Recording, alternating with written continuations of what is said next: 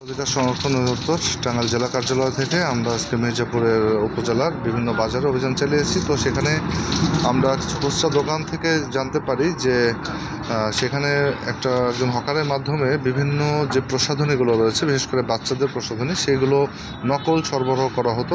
তো আমরা সেই তথ্যের সূত্র ধরেই জামুরকি এলাকায় একটি গোডাউন থেকে যে এই কসমেটিক্সগুলো সরবরাহ করতো, ওনার নাম হচ্ছে মহন্ত। তো আমরা ওনার এই গোডাউনে অভিযান পরিচালনা করি এবং সেখান থেকে তিনি আমাদের উপস্থিতি টের পেয়ে নকল পণ্যগুলোকে অন্যত্র একটি জঙ্গলের মধ্যে লুকিয়ে ফেলে। তো আমরা এখানে অভিযানে এসে সেগুলো উদ্ধার করি এবং জব্দ করি।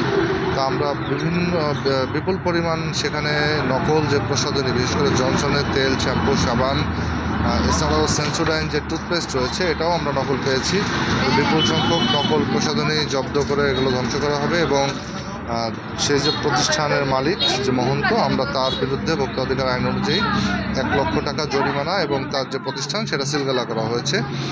আর এছাড়াও আমরা বিভিন্ন ডায়াগনস্টিক সেন্টার সহ অন্যান্য যে প্রতিষ্ঠানগুলোতে অভিযান পরিচালনা করি এবং সেখানে বিভিন্ন অনিয়মের দায়, বিশেষ করে ডায়াগনস্টিক সেন্টারে আমরা পেয়েছি যে সেখানে মেয়াদ উত্তীর্ণ রিয়েজেন্ট সহ তাদের যে ল্যাব, সেখানে যে অসংখ্য তেলাপোকার বসবাস এবং সেখানে বিচরণ আমরা দেখতে পেয়েছি।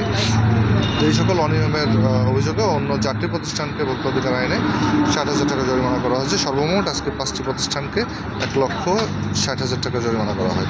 আমাদের অভিযান নিয়মিতভাবেই চলবে। ধন্যবাদ।